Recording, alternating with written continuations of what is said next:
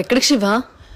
సైడ్కి తప్పుకోవే. నువ్వు ఫోన్ లో మాట్లాడడం నేను విన్నాను. సైడ్కి తప్పుకోమని చెప్పానా? కోపడకు శివ, నువ్వు కోపంలో ఏం చేస్తావని భయం వేస్తుంది. ఈ కోపం నీకు అస్సలు మంచిది కాదు శివ. ఒక్క రోజున నాపకే. ఇదే కోపంతో నువ్వు చాలా కోల్పోయావు శివ. అయితే ఇప్పుడు వెళ్ళొద్దంటావా?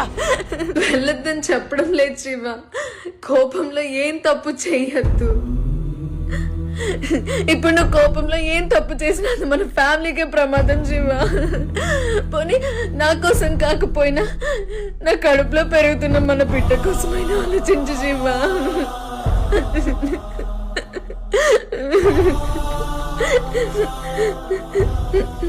నేను ఆ భూపతి కొడుకుని ఏం చేయను. సైడ్కి తప్పుకో. సైడ్కి తప్పుకోవే.